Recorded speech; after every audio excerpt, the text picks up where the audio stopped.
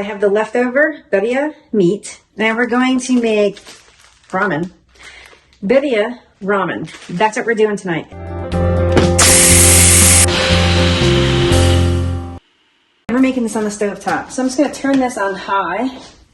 You're going to take, it's easy, take a bottle of water and pour it in.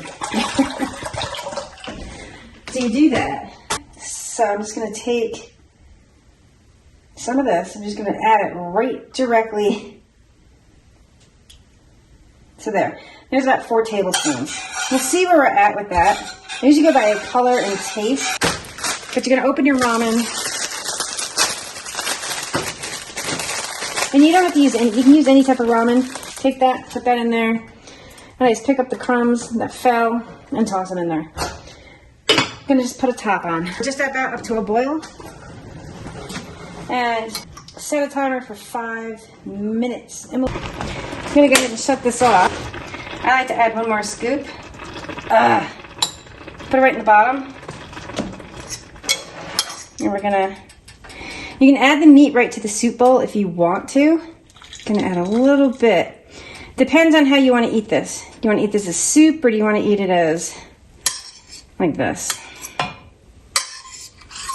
There. Then what you're going to do, you're going to take some of this meat, add as little or as much as you want, meat-wise. Add it right there. What I like to do is mix it in, because it's been out in the, it's been out in the counter for a bit. I like a good bit of onion in there. It's white onion. Going to go ahead and add some of those cilantro leaves. I'm going to add a few because I have to take a picture, but I usually add more because it tastes so good. And just take some of that cheese and crumble it right up in there. And that's all you're going to do. Oh, now be careful because this is going to be so hot. So what I like to do, so I'm just going to taste test this. I just want to get some of the juices at the bottom. You can use chopsticks if you're good with them. I'm not very good with them. So I'm going to let this, see the steam coming off this? Blow on it. And yeah.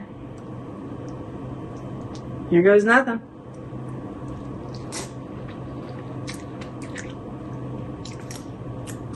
Excuse me. So to me, this needs more sauce because it's kind of, or maybe some salt because the pasta is definitely going to need some salt on it. So I would add salt. Yeah. And it's probably some more toppings to be honest with you because this is, ow. This is quite a bit of ramen.